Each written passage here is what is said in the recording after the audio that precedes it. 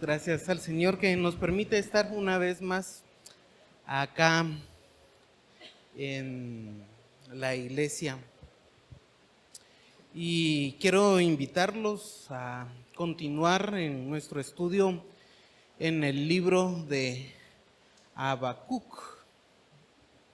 Ahí hemos estado viendo ese hermoso libro que, hermanos, muchas veces no lo tenemos tan presente, y hay que decir, hermanos, que el libro tiene unas grandes enseñanzas, como toda la Biblia, pero sobre todo enseñanzas de tipo devocional y enseñanzas de tipo teológico.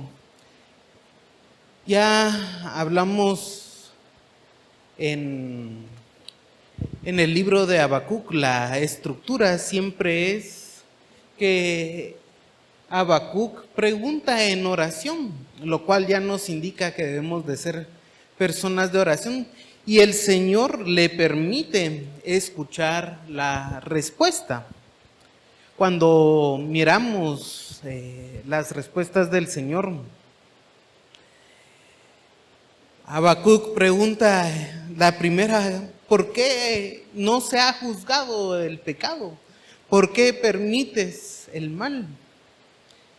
Pide justicia a Habacuc, y el Señor manda justicia, pero no al tiempo que Habacuc desea, sino que va a mandar a los caldeos a Babilonia, a ese pueblo feroz, a juzgar al pueblo de Israel.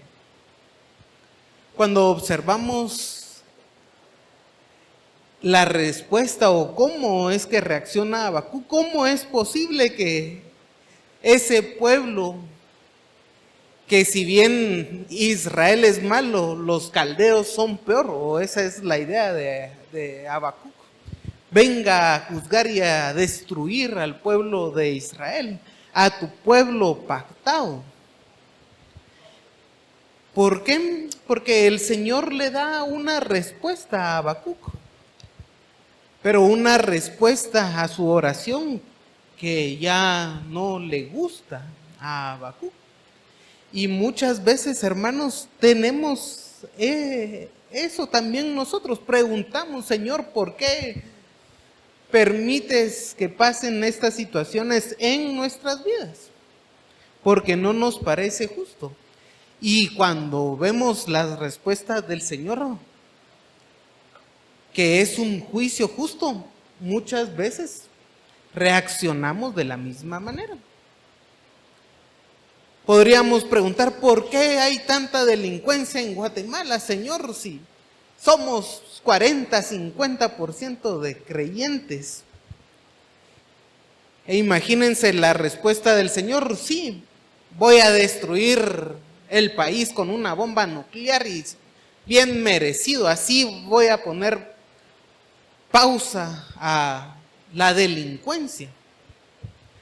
¿Qué respuesta sería esa? Y es muy similar lo que está viviendo Habacuc. Habacuc decía: ¿por qué permite que el pueblo de Israel esté tan mal? Y la respuesta del Señor es de que va a venir la destrucción por Babilonia. Y una vez destruido el pueblo de Israel, pues ya no va a haber esa idolatría que ellos tenían. Fue una dura lección. Y por eso es de que en la parte 3 del primer capítulo hasta el 2:1, desde el 12, nos pregunta cómo es de que va a utilizar al pueblo de Babilonia para destruir a Israel como justo juicio. A veces pasan cosas en nuestras vidas que uno dice: ¿y cómo es posible de que esta persona me haga daño a mí, que soy hijo de Dios? Si él es un ladrón, él es un impío, él tantas cosas, como si nosotros fuéramos los grandes justos. A veces nos creemos mejor que Job para decir, yo no me merezco este castigo. Y el enfoque, hermanos, nuestro debe de ser que merecemos destrucción, y por la misericordia de Dios es que aún seguimos vivos. Es una manera completamente diferente de ver la vida. No es que seamos justos y no nos merecemos castigo, sino que somos injustos, merecemos destrucción y el Señor nos da misericordia. Pero a veces puede que nos preguntemos cómo es de que el Señor permite que personas malas nos lleven a ciertas dificultades.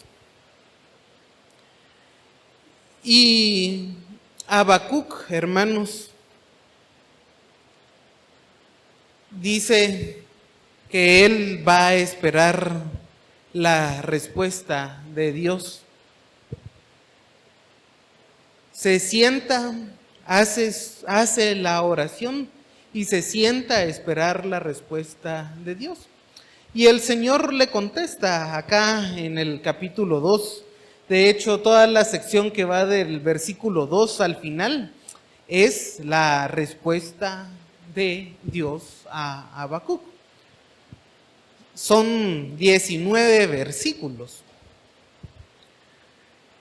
Pero vamos a estructurarlo un poco y tenemos que ver que en la respuesta de Dios, en la segunda respuesta de Dios, el Señor va a distinguir al impío del hombre justo.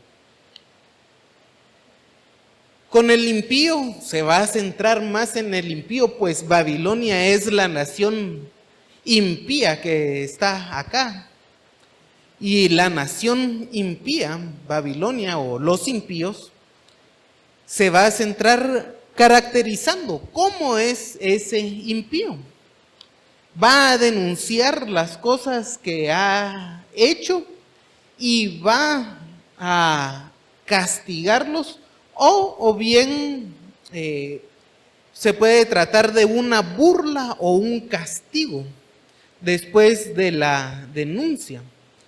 Si ustedes ven en el versículo 6, dice, no han de levantar estos refrán sobre él y sarcasmos contra él.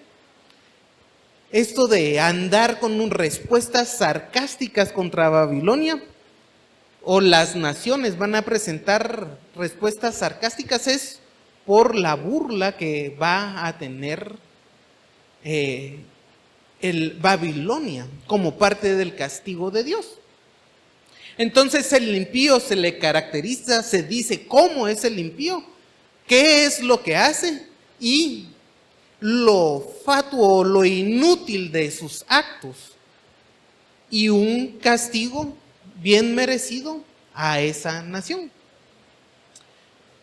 Por el contrario, nos dice que entre todo eso, el justo por su fe vivirá.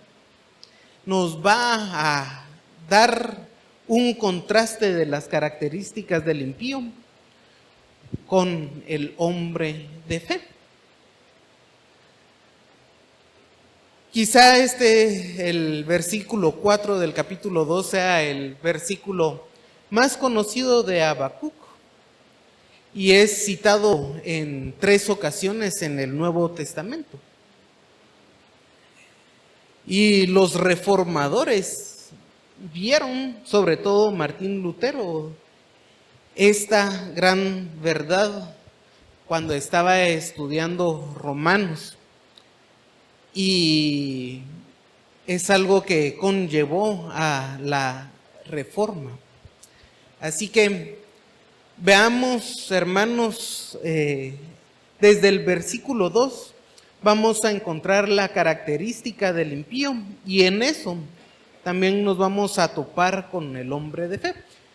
En la primera parte vamos a observar solo al impío y las características y vamos a regresar a ver a lo que se refiere como el justo, como un hombre de fe, el justo que vive por la fe.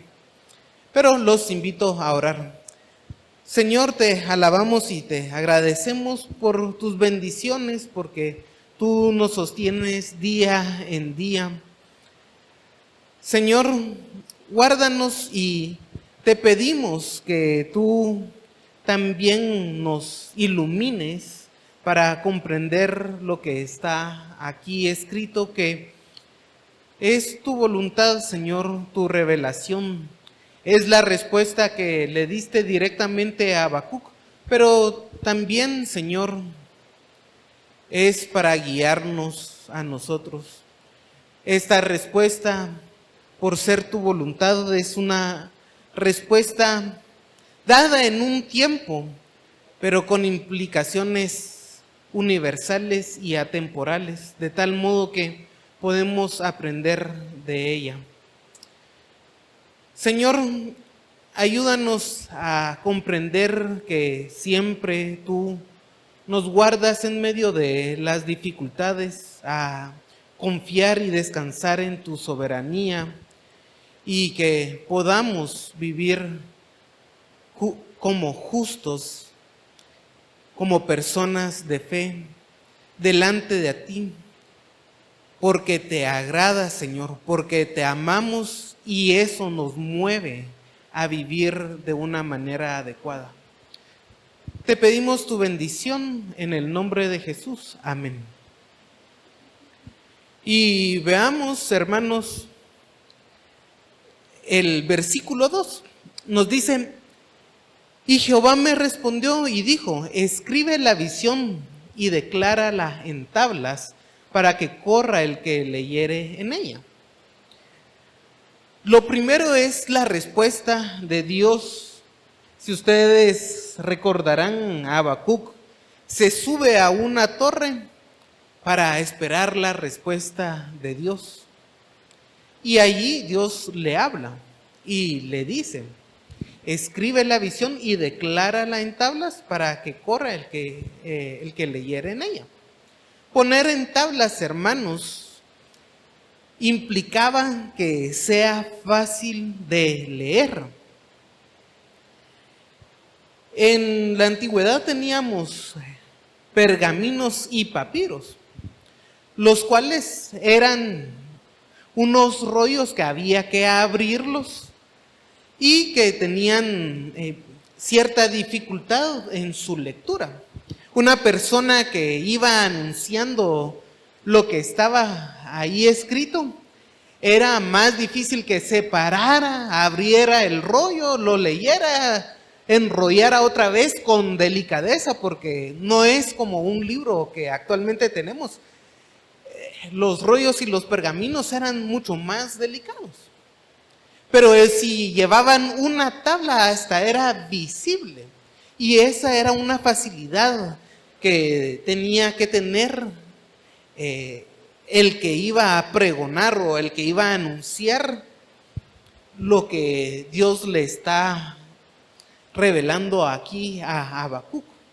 La idea es de que no se detenga para su lectura, que sea fácil, que pueda correr y fácilmente leerlo sin tener que estar abriendo y cerrando el rollo y luego seguir corriendo. Esa es la idea de ponerlas en tablas. También, hermanos, nos habla de correr y esparcir la respuesta que el Señor va a dar sobre Babilonia. Por último, el dejarlo en escrito, en público, dejar escritas las cosas que sean públicas, es un testimonio que va a servir para el cumplimiento de la profecía. Es un testimonio en contra del pueblo de Israel cuando venga el cumplimiento de la profecía. Así que la visión, dice, aunque la visión, versículo 3, tardará aún por un tiempo, mas se apresura hacia el fin y no mentirá. Aunque tardare, espéralo, porque sin duda vendrá y no tardará. La idea de que la visión tardará por un tiempo es de que no va a ser de manera instantánea lo que va a hablar Habacuc acá, sino que va a tener el tiempo, pero es el tiempo de Dios. Se apresura a su fin. La idea de esa frase es de que hay certeza en que se va a cumplir la profecía que Dios va a dar. Hay certeza que la profecía se va a cumplir y no mentirá. La palabra kasab que está acá, mentir, puede significar quedar como mentiroso o verse frustrado, engañar, defraudar, fallar, ser insuficiente, mostrarse falso. Es decir, la profecía sobre lo que viene también en juicio a Babilonia no va a fallar, no va a ser insuficiente. Habacuc estaba pidiendo que Dios viera que Babilonia también era un pueblo impío, y en la visión de Habacuc hasta peor que Israel. Y lo que les dice el Señor es de que Él está juzgando también a su tiempo a Babilonia. La profecía que viene, que es un juicio contra Babilonia, no va a ser insuficiente, no va a ser un fallo, ni se va a mostrar falso. Va a ser justo, no mentirá. Aunque tarde, espéralo, porque sin duda vendrá. No hay ninguna duda de que viene. Y vean que dice, aunque tardará, aunque tarde. Y luego, por último, dice, no tardará. La idea acá, con el último tardará, es de que no va a sufrir ningún retraso. Va a ser al tiempo de Dios. Si nosotros situamos, como lo hemos hecho en un principio, el libro de Habacuc en el año 605 a.C., la profecía que se viene contra Babilonia, o la destrucción de Babilonia y el ascenso de Media y de Persia, fue en el año 539, es decir, 65, 66 años aproximadamente después de escrito el libro de Habacuc. Pero a veces, hermanos, cuando miramos que las cosas no pasan al instante, pareciera como que el Señor no está contestando, como que el Señor no nos escucha. Y el Señor tenía un tiempo determinado aún para el cumplimiento de la profecía.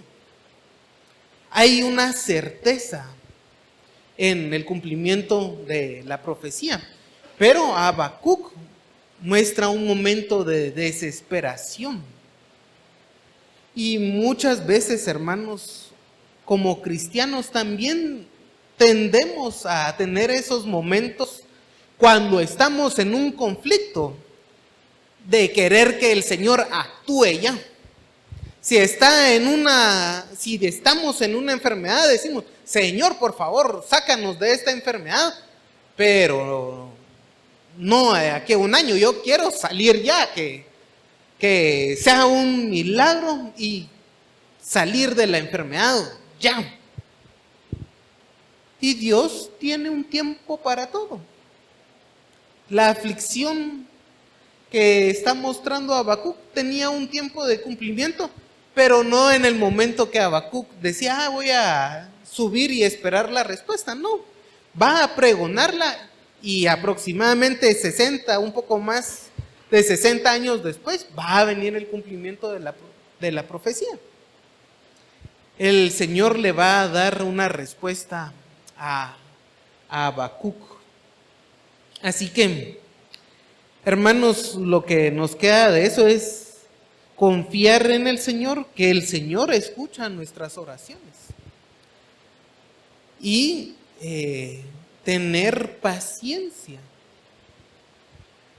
No desesperarnos, tener paciencia. Si el Señor va a sacarnos de alguna aflicción en un año, en 10, en 50, en 60, va a ser al tiempo del Señor. Pero no querramos las cosas, ya ni pensemos, peor. Siempre me recuerdo de algunas personas que creen que el cristiano tiene que decir que ya es lo que uno sale, ya tiene que ser, y exigirle al Señor que ya sea, que Él lo libere. Aquí el Señor le dice que lo va a hacer 65 años después. Y por lo que parece, la forma en que se ve, pareciera que Habacuc iba a ver la destrucción también de Babilonia. Ahora bien, en el versículo 4, he aquí aquel cuya alma no es recta se enorgullece, mas el justo por su fe vivirá.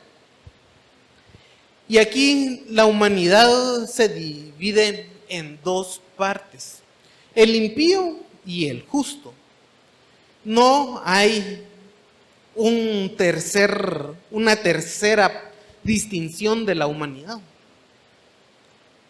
No es que podamos ver las cosas en escala de grises, hermanos. O es impío o es justo, pero no hay otra cosa. Veamos acerca de las características que vamos a observar del impío. Dice, aquel cuya alma no es recta se enorgullece, el versículo 4, y es la primera característica. Se enorgullece, es alguien que está hinchado, y sobre todo se habla como de hinchado con aire. Es interesante ver que en la naturaleza muchas veces tenemos a muchos animales que se hinchan o se inflan con aire para parecer más grandes y que sea verse más fuerte. Se inflan con aire. Y eso es lo que está acá. Personas que se inflan, se engrandecen, se anchan para parecer más fuertes en su propia opinión. Y esto es parte de lo que hacía Babilonia, hermanos. Se recordarán que en el capítulo 1, los versículos 6, 10, 15, 17, hablan de Babilonia. Y por ejemplo, en el 1:10 dice, escarnecerá a los reyes y de los príncipes hará burla, y se reirá de toda fortaleza y levantará terraplén. Babilonia escarnece, se burla, se hincha, se enorgullece. Pero esto es, hermanos, en general aplicable a cualquier persona impía. Y he de decirles que también muchas veces los cristianos tendemos a enorgullecernos, a inflarnos, a ser arrogantes, manifestar un deseo insaciable por diferentes cosas. No es la actitud correcta de un cristiano. Si yo sé hacer algo, ay, por favor que todos miren que yo sé hacer algo. Si el Señor me proveyó de algo en material, lucir lo material como algo de mi propio trabajo, algo que me gané. No, no debemos inflarnos, no debemos enorgullecernos. Babilonia, una de las cosas que hacía es con arrogancia conquistaba a las personas. Y ellos decían que eran dioses para sí mismos. Si ustedes se recuerdan de eso, lo tenemos en el versículo 11, 10 y 11. Entonces, no es la actitud de un cristiano, mas sí la de un impío, y debemos de tener esa diferencia. Si hacemos algo, gloria al Señor. Si hacemos algo excelente, si ganamos un premio, gloria al Señor. Si nos dan un premio, no decir, ay, ya vieron, yo soy muy bueno, ustedes no. Pero, sobre todo en una sociedad que está ahí glorificando el ego de las personas, ya nos cuesta hincar nuestras rodillas y agradecerle al Señor por cualquier bendición que recibimos. Entonces, los que tienen el alma torcida se enorgullecen, se inflan. Versículo 5, y también el que es dado al vino es traicionero. El hombre soberbio no permanecerá, ensanchó su alma, ensanchó como el Seol su alma, y es como la muerte que no se saciará. Antes reunió para sí todas las gentes y juntó para sí todos los pueblos. Veamos algunas palabras acá. Contrastando con la fidelidad o el hombre de fe, vamos a encontrar el traicionero, alguien que es infiel, desleal, alguien que no se le puede dar confianza, alguien que pierde la confianza de las personas. Y eso es en contraste al hombre de fe. El que es dado al vino es traicionero.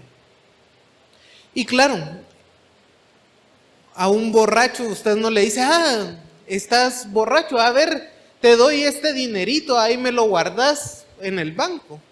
No, hermanos, va a ir a comprar licor si ustedes le dan dinero. Es traicionero. No se le puede confiar a esa persona. Pero un creyente sí debe de ser alguien de plena confianza. Alguien de plena confianza, no traidor. Si alguien le dice, fíjese hermano que tengo un problema, pero quiero que sea en secreto, usted no tiene que revelar ese secreto. Orar por el hermano, pero no andar diciendo, miren, el hermano aquel tiene tal problema. No, eso es ser traicionero. Guardar los secretos, que alguien le dice, mire, puede hacerme el favor de depositar ese dinero en el banco, usted va y lo hace. Que sea alguien confiable, no traicionero. Voy a decirles, hermanos, que este texto o esta parte de el que es dado al vino es traicionero tiene algunas variantes y quiero leerles algunas otras versiones aparte de la versión 60. Por ejemplo, tenemos la Reina Valera actualizada 2015. Aunque el traidor se enriquezca, habla acá, no permanecerá. La Biblia de las Américas, además el vino traiciona al hombre arrogante. La Nueva Versión Internacional, además la riqueza es traicionera. La Nueva Traducción Viviente, la riqueza es traicionera. La Biblia textual, cuarta edición, el hombre arrogante traicionado por el vino. A veces habla de riqueza, a veces habla de vino, pero el punto, a veces habla de que el hombre es el traicionado. Por eso el punto que quiero recalcar es la cualidad de la traición, que es contrastante con la fe. Ahora bien, esto es lo importante, ya sea el vino, las riquezas, lo importante es la traición y que una persona de fe debe de ser confiable. El traidor es impredecible, por eso no se puede confiar, pero una persona de fe, ahí sí, y debemos de ser confiables, no traicioneros. Hay que ver que nos dice el versículo 5, hombre soberbio que no permanecerá, el que es dado al vino, es un hombre soberbio. Y aquí utiliza para decir soberbio que es una persona arrogante, altivo, que tiene de sentimientos de importancia injustificada. Alguien que es prepotente. Una persona, hermanos, que se cree tanto y tiene un sentimiento de, ay, miren, ve, yo, al igual que el que se infla, de ser la persona más importante de un lugar. Alguien que es prepotente, como yo soy el más importante, entonces hacen lo que yo digo. Y se acabó, mi palabra es la ley. Eso en su mente. Pero es ese hombre soberbio, con una importancia injustificada, que tiene por la percepción que tiene de sí mismo. Y no permanecerá. Ese hombre no permanecerá. La idea es de no habitar. Y es una idea muy interesante en hebreo, porque lo que implica es tener éxito. No lo van a alabar, no se va a poder gloriarse de sí mismo. No se va a adornar. No hay quien le vaya a decir un elogio o palabras de honor. Y es que cuando hablamos de permanecer, que tiene mucho la idea de habitar, es porque la idea es de que aquel que tiene la paz de Dios y habita en un lugar, que permanece en un lugar, ha alcanzado éxito en la vida. Ha alcanzado cierto grado de éxito y va a tener posesiones. Y entonces las personas que eran nómadas van a decir, miren aquella persona, qué loable es, miren cómo el Señor le ha provisto. Entonces recibe elogios, pero el hombre que se cree altivo, ese no va a recibir elogios de las personas, no va a permanecer, no va a alcanzar éxito. Un pasaje que debemos de recordar es Santiago 4:6, que dice, pero Él da mayor gracia, Dios. Por eso dice, Dios resiste a los soberbios y da gracia a los humildes. Dios resiste a los soberbios. Hay una oposición de Dios a las personas soberbias y lo hace expresamente en contra de las personas soberbias, pero da mayor gracia o da gracia a los humildes. Hay que decir en este texto que tenemos aquí, cómo es que está cumpliéndose con Babilonia. Y los invito a poner ahí un separador e ir a Daniel capítulo 5.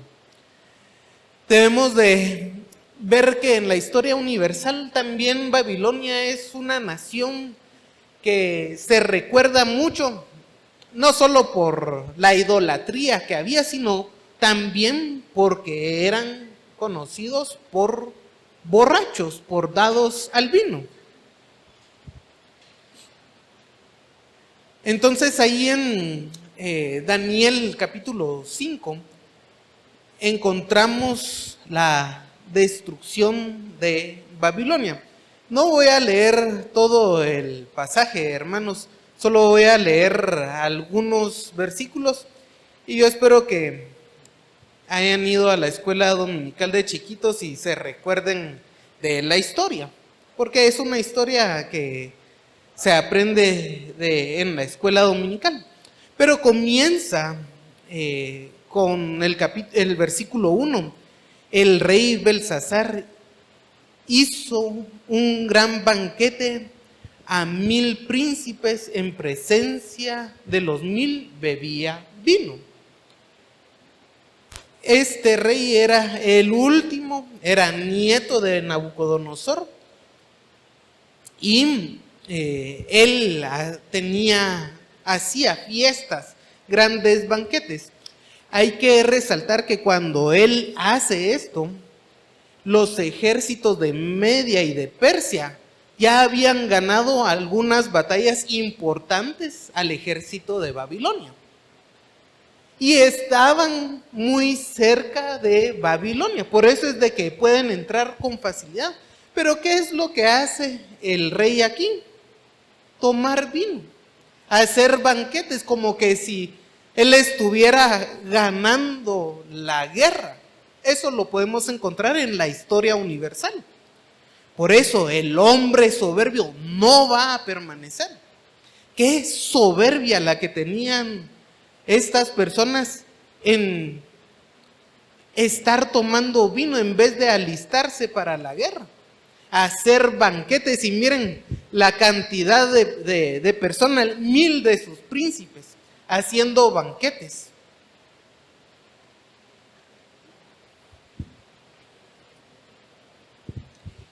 Si vemos el capítulo, y solo les recuerdo, se apareció una mano que escribía en la pared del palacio y él se asustó e hizo llamar a los sabios y ninguno podía interpretar lo que la mano había escrito.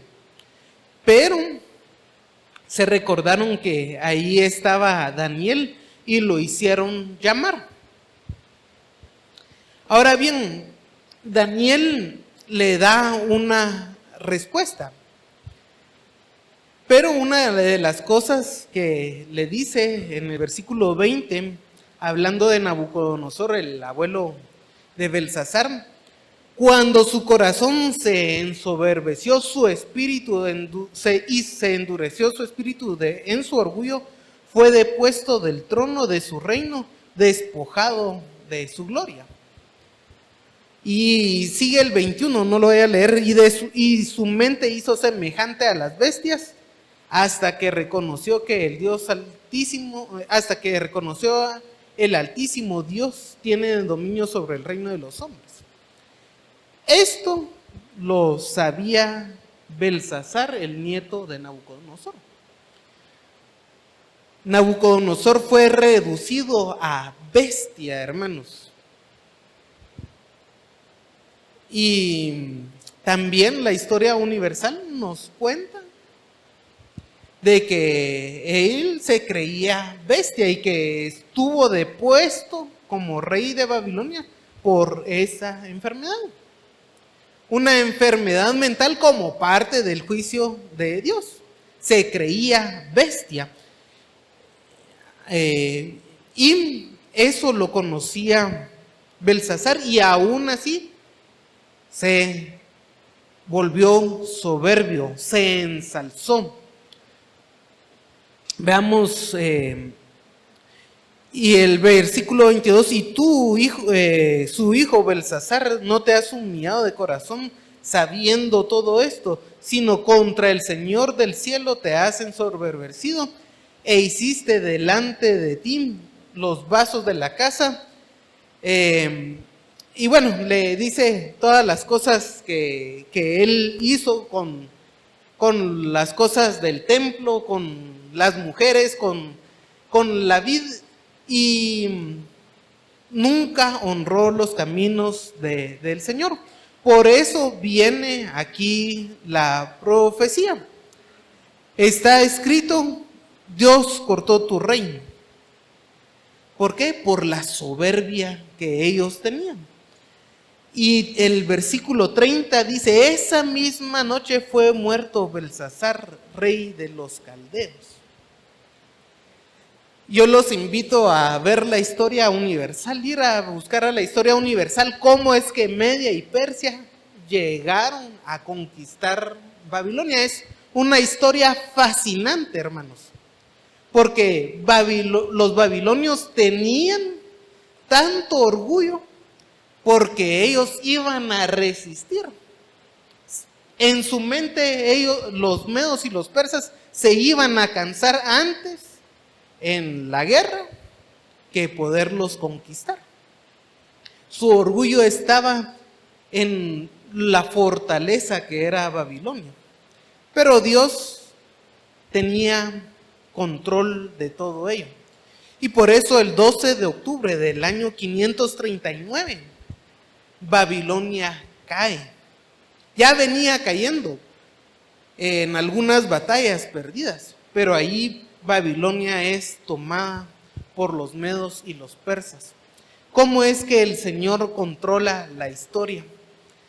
Es muy hermoso y que creo yo que está muy bien la descripción aquí en Habacuc de que Babilonia como un pueblo soberbio no iba a permanecer. Se ensanchó, versículo 5, como el Seol su alma y es como la muerte, que no se saciará. Babilonia se amplía como el Seol, como la muerte, que no sacia su poder. ¿Cuántas personas no mueren al día, a la hora? ¿Cuántas personas no han muerto en los siglos? Y la muerte no descansa. Esa es la idea. La muerte muestra su poder continuamente y Babilonia es como la muerte, que ensancha como el Seol y no se sacia como la muerte. Su soberbia es grande. Y hermanos, lo que está diciendo es de que aquellas personas que no son de fe son insaciables. Esto debemos de leerlo como un preámbulo a lo que viene en el versículo 6. Pero el mundo en general no se sacia de las cosas mundanas. Y el creyente, hermanos, no debe de ser así. Las personas en el mundo trabajan sin parar por la codicia que tienen. No 8 horas, sino 10, 12, 14. Si pudieran dejar de dormir para seguir trabajando y ganar dinero, lo hacen. Y no estoy diciendo que no trabajemos, hermanos, es importante trabajar. Pero debemos de saciarnos también. Personas que dicen, ay, hoy es domingo, hoy voy a ir a trabajar. Que la iglesia se reúne otros días, ay, ¿qué me importa? Yo estoy trabajando. La iglesia es lo de menos, yo quiero vivir aquí bien y nunca van a saciar su corazón. Y entonces descuidan cosas espirituales también. Ahí está la familia. No me importa, hay feriado, pero hay que seguir trabajando porque si hay feriado tal vez puedo vender más. Y los hijos, ¿qué importa? Así le doy mejores cosas. ¿Por qué? Porque no se sacian, y eso con el trabajo. Hay mucho más cosas que la gente se obsesiona. Lo hacen sin parar una y otra vez. Y el Señor, hermanos, les pongo el trabajo porque no es algo pecaminoso trabajar, es algo bueno. A Adán el Señor lo mandó a trabajar el Edén. Que se ha corrompido el trabajo por el pecado es otra cosa, pero en general eso no es pecado, pero hay que controlarlo. Pero, por ejemplo, los que son dados al vino, ahí sí ya es pecado, pero nunca se sacian de estar tomando licor. Nunca se sacian de estar tomando licor. Trabajan para conseguir licor. Y así la gente se obsesiona y debemos, por el contrario, nosotros moderarnos, no ser insaciables y tener muy claro nuestros objetivos, nuestra meta que es el Señor ante todo, y luego vienen las demás cosas. Pero hay que tener muy claro los objetivos en nuestras vidas. No descuidar las cosas del Señor por las cosas de este mundo. Antes reunió para sí todas las gentes y juntó para sí todos los pueblos. Es otra referencia al poderío que tiene Babilonia. Habacuc, ya recordarán el capítulo anterior, hace referencia que andaban por la tierra con la anchura de ellos, como que no les iba a pasar nada. El 17, vaciará por eso su red y no tendrán piedad para aniquilar las naciones continuamente. Lo que nos había dicho el capítulo anterior es de que Babilonia es como una nación que lanza su red al río y agarra pescados, cuyos pescados son las naciones. Y cuando está llena la red, la tira y la vuelve a agarrar porque ellos no tienen oposición. Reúnen para sí las gentes y juntó para sí todos los pueblos. Y estos pueblos son los que levantan refranes y burlas. Dice el 6, ¿no han de levantar todos estos pueblos que Babilonia ha agarrado refranes y sarcasmos contra él? Y dirán, ay de aquel que multiplicó lo que no era lo suyo, ¿hasta cuándo había de acumular sobre sí prenda tras prenda? Esas mismas naciones son las que se van a burlar de Babilonia en el castigo que el Señor le va a dar a ese pueblo. Pero veamos entonces Babilonia como un ejemplo de las personas que no son de fe, que son anchas, son soberbias, que se inflan, se creen mejor que todos, creen que su palabra es la ley, no tienen misericordia y son como la muerte que no se sacia, sobre todo de las cosas de este mundo. Y el contraste acá, hermanos, es que el justo por su fe vivirá. La palabra fe que tenemos acá es importante observarla tanto en hebreo como en griego. En hebreo es emun, que habla de lealtad, fidelidad, alguien digno de confianza que permanece. Por el contrario, o mejor dicho, también la palabra pistis habla de fe, confianza, creencia, convicción, una garantía, compromiso y fidelidad. Y es que aquí, cuando hablamos de fe en los dos idiomas, tenemos dos aspectos unificados. En español, digamos que tendríamos dos palabras diferentes para lo que ellos mencionan como una palabra. Un aspecto es creer, tener certeza de las cosas, y luego también el otro aspecto es actuar establemente conforme a esa creencia. Son dos aspectos. Por ejemplo, en hebreo ustedes recordarán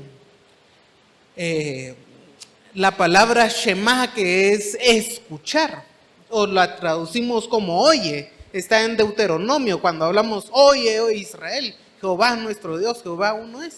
Esa palabra oye para nosotros es percibir, escuchar, pero para los hebreos no solo era oír de fondo, como oímos el ventilador o una música, el radio de fondo cuando vamos manejando.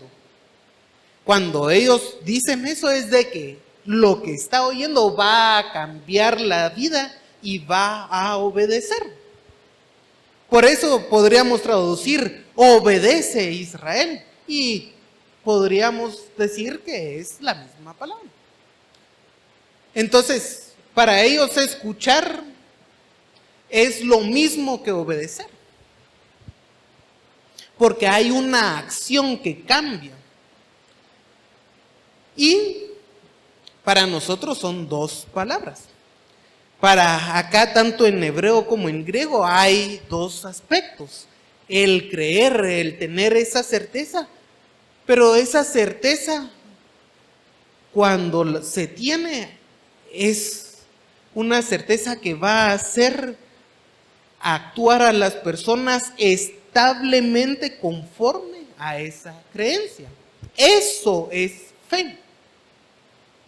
Son, podemos decirlo, dos aspectos de la fe. Y voy a decir que no son los únicos dos, pero vamos a ponerle mucho énfasis a estos dos. Por ejemplo, un aspecto que tenemos ahí puede ser Hebreos 11:1. Es pues la fe, ¿cómo se define? La fe, la certeza de lo que se espera, la convicción de lo que no se ve. Una definición es una certeza de lo que se espera. La convicción, esa creencia fuerte de las cosas, aunque no se vean. Eso es fe. Y acá tenemos una fe como fidelidad.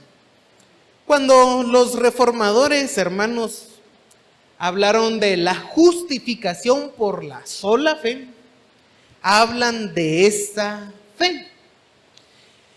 Y es que en la historia de la iglesia, el hecho de que tener fe o esa convicción fuerte es en una creencia, nos llame a actuar, la iglesia cristiana tuvo el problema de que creía que sin esas acciones no había salvación. Cuando hay pasajes muy claros de que es la creencia. Y esa creencia, hermanos, nosotros también estamos de acuerdo que nos lleva a actuar. Pero, si me acompañan a Romanos capítulo 4, ahí en Romanos capítulo 4 podemos encontrar una de las cosas, uno de los ejemplos de la fe como esa creencia a la cual hay que aferrarse y que se distingue de la fidelidad.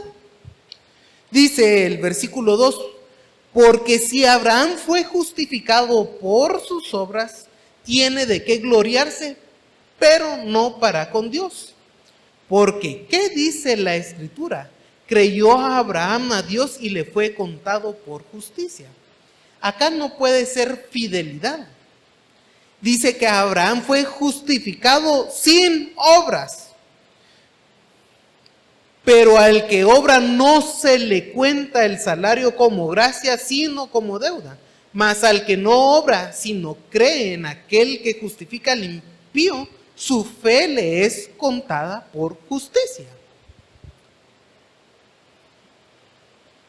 Entonces, un aspecto de la fe es la creencia y la justificación que se recibe de parte de Dios al creer que Él es el que justifica. Y hermanos, aquí Pablo cita Génesis.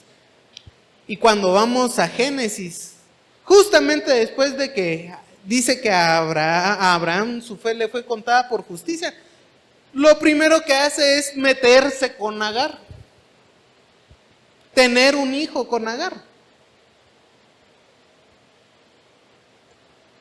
Aún siendo justificado, o la cita que nos dice siendo justificado, lo que hace es cometer un error.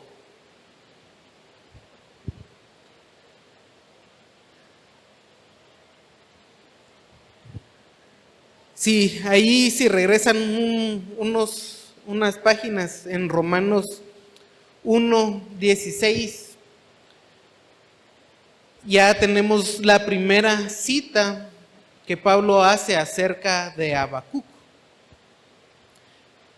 Romanos 1:16 y 17 dice: porque no me avergüenzo del evangelio, porque es poder de Dios para salvación a todo aquel que cree, al judío primeramente y también al griego, porque en el evangelio la justicia de Dios se revela por fe y para fe, como está escrito: mas el justo por la fe vivirá. La justicia de Dios se revela por fe y para fe.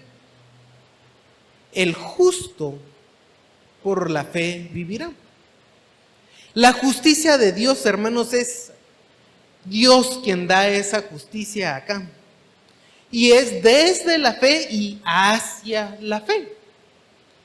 Se trata el evangelio en un inicio de fe y termina en la fe. Todo es fe o solo fe. Pero el énfasis acá de Pablo en esta cita está en la salvación que tenemos por la fe.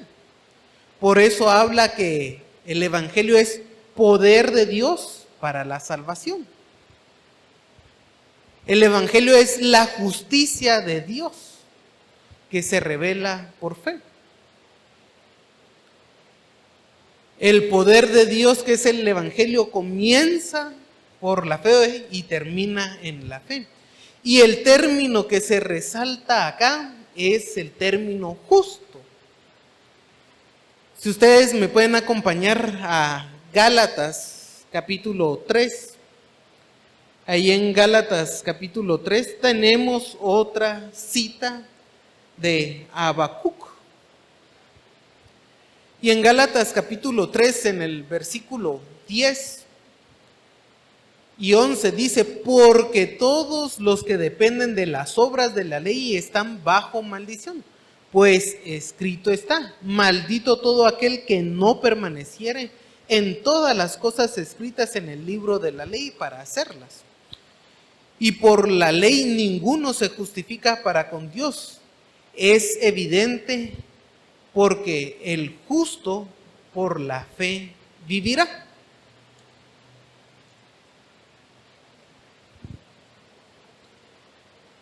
Y una de las cosas que tenemos acá es que las obras de la ley no justifican a nadie. Ahora, el Señor le hizo un mal al pueblo de Israel a revelarle la ley a Moisés. claro de que no. La ley es santa, es buena, pero no justifica a nadie.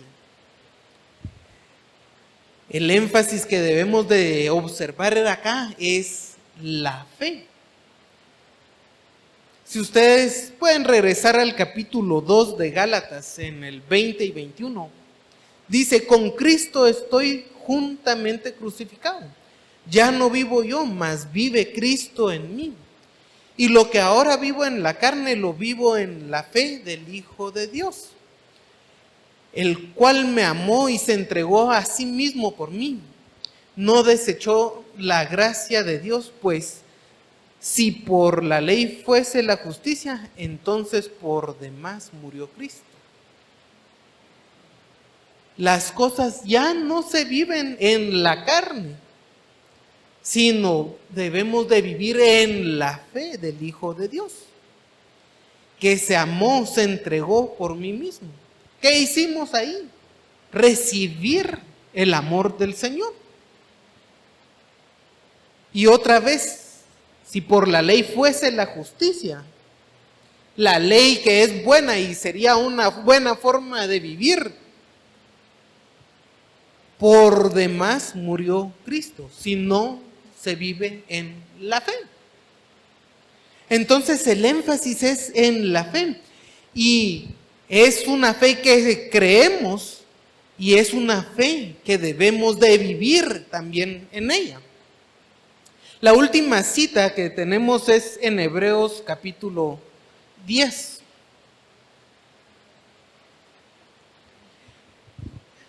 En los versículos 37 y 38.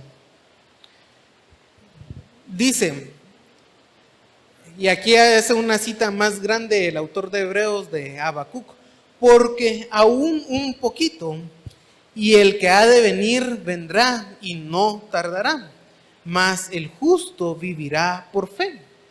Si retrocediere, no agradará mi alma. Y el contexto, hermanos, si ustedes tal vez lo pueden ver más adelante, el contexto es el sufrimiento que pueden tener los hermanos. El sufrimiento que pueden estar pasando los hermanos. Por ejemplo, desde el 34, porque de los presos también os compadecéis, y el despojo de vuestros bienes sufrís con gozo, sabiendo que tenéis en vosotros una mejor y perdurable herencia en los cielos. No perdáis vuestra confianza, que tiene gran galardón, porque os es necesaria la paciencia, para que, habiendo hecho la voluntad de Dios, obtengáis la promesa. Y aquí viene: porque a un poquito el que ha de venir vendrá, y no tardará, mas el justo vivirá por fe.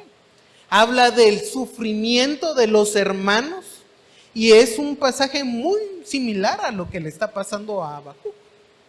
El sufrimiento que tienen los hermanos acá y la desesperación de Habacuc. Pero más el justo vivirá por fe. ¿Y qué es lo que sigue en el capítulo 11, hermanos? Es pues la fe, la certeza de lo que se espera, la convicción de lo que no se ve. Por ella, por la fe, alcanzaron buen testimonio antiguos. Por la fe alcanzaron buen testimonio los antiguos. Por la fe entendemos haber sido constituidos el universo por la palabra de Dios, de modo de que lo que se ve fue hecho de lo que no se veía. Y luego sigue: por la fe Abel ofreció a Dios más excelente sacrificio que Caín. Por la fe Enoc fue traspuesto para no ver muerte. Y el 6, pero sin fe es imposible agradar a Dios. Por la fe Noé fue enviado, advertido por Dios acerca de las cosas que aún no veía. Por la fe Abraham, y nos da un listado que hasta nos dice que ya ni cuenta las cosas que todas las personas que vivieron por la fe hicieron. Y el énfasis es vivir. El justo por su fe vivirá. Regresemos a Habacuc, viendo las citas que tenemos en el Nuevo Testamento.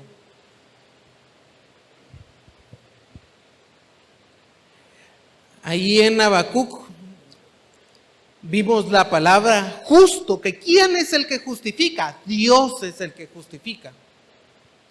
Hablamos de la fe como una creencia a la cual nos asimos fuertemente para vivirla. Pero una de las cosas que yo creo que ilumina mucho el texto acá es esa preposición por, que en hebreo es la palabra be, e implica junto, en, entre, con, por medio de. Y en el contexto Habacuc, hermanos, está haciendo una diferencia entre las cualidades, cómo vive el impío y cómo debe de vivir el justo. Y esta palabra por a veces podría ser o creer en español que es causa, cuando deberíamos de entenderlo mejor como por medio de o en. Por eso podríamos decir, el justo en su fe vivirá. El justo por medio de su fe vivirá. Es un contraste con las cualidades o las características del impío. ¿Cómo va a vivir el justo? En la fe.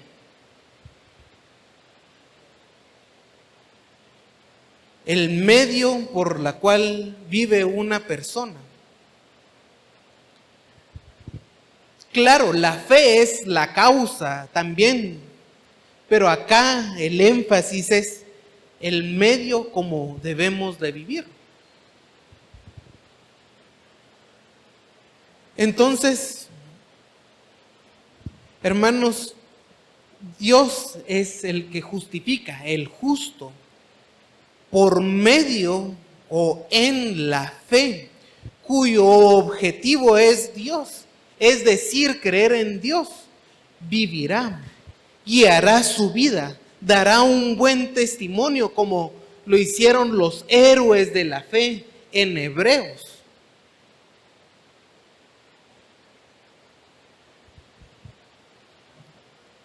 Y lo que nos enseña, hermanos, en el tiempo de la angustia, es de que debemos de actuar correctamente. Debemos de actuar correctamente. La fe debe guiarnos, debe de ser el medio por el cual vivimos. A veces se nos presentan necesidades, pruebas muy difíciles, y eso no nos da derecho a pecar. Debemos de vivir en la fe. Imagínense que tenemos alguna enfermedad muy grave y necesitamos una medicina y no tenemos para la medicina. ¿Qué hacemos? ¿Salir a robar para conseguir la medicina? No, eso no es excusa para hacer cosas malas. La aflicción y la angustia no es excusa. Nuestra vida debe de conducirse por la fe. Si hay un momento de desesperación y decimos, voy a hacer tal cosa, un pecado abierto, hermanos, la desesperación y la angustia no es la opción.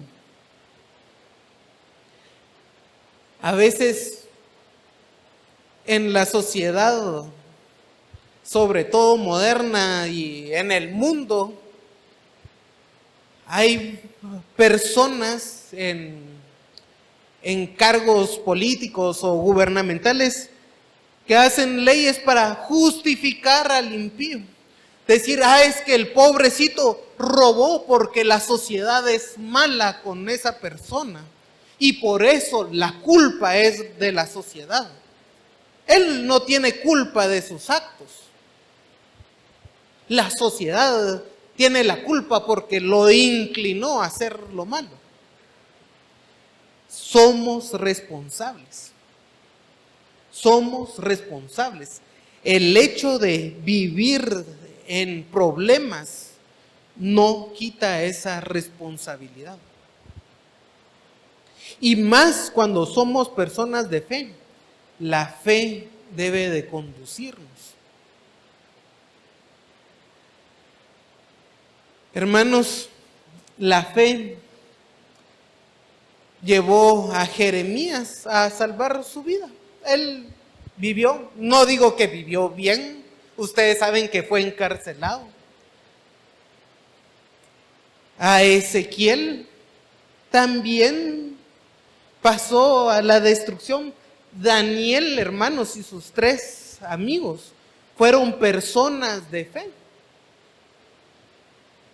Y sobrevivieron a la angustia de la destrucción por Babilonia. No estoy diciendo que el justo por la fe vivirá, y como muchos creen, como yo vivo por la fe, entonces mi camino va a ser un valle lleno de rosas. Puede que haya dificultades grandes, pero el justo por la fe va a vivir, por medio de la fe. Los 3 amigos de Daniel los echaron al horno, confrontaron la muerte, pero ellos vivieron por su fe. Y como ellos dijeron, y aun si el Señor no nos salvare, nosotros no vamos a adorar. ¿Por qué? Porque van a guiarse por la fe.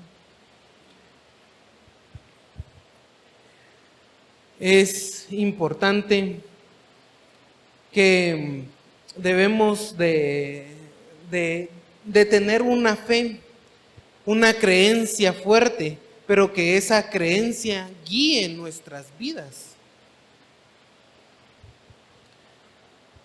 Por eso, Santiago, hermanos, nos dice que así la fe, si no tiene obras, es muerta. El 2:17, el que leí, el 18 de Santiago, dice: pero alguno dirá, tú tienes fe, yo tengo obras. Muéstrame tu fe sin tus obras, y yo te mostraré mi fe por mis obras. Muéstreme su fe sin las obras. ¿Cómo lo va a demostrar? Yo te mostraré mi fe por mis obras. Esa creencia fuerte va a conducir mi vida. Y voy a poder mostrar la fe que tengo, que nadie la conoce, pues está en mi corazón, a través de las obras que yo hago. Juan Calvino y los reformadores decían que en efecto la fe sola salva, pero la fe que salva no viene sola. Así que mostremos nuestra fe, que no sea una fe solo de pensamiento, sino de acción, hermanos. El justo por su fe vivirá. El justo se va a conducir por su fe. Te alabamos, Señor, y pedimos tu bendición en ser personas de fe. Personas que creen en ti, que tú nos has justificado, pero que no quede en una cuestión intelectual, sino que cambie nuestra vida para que aún en medio de las adversidades, Señor, podamos vivir lo que a ti te agrada. Y sabemos que debemos de estudiar arduamente cada vez más y más tu palabra para saber tu voluntad y ponerla en práctica. Por eso, Señor, te pedimos que lo que estudiamos y lo que seguiremos estudiando cambie nuestras vidas, que tú nos hagas entender, que penetre en nuestro intelecto, nuestra voluntad, nuestro sentimiento y que dé fruto, que no sea un conocimiento estéril, sino que sea un conocimiento que dé frutos en buenas obras, que testifiquen al mundo que somos hijos tuyos. Te alabamos, Señor, y pedimos esta bendición en el nombre de Jesús. Amén.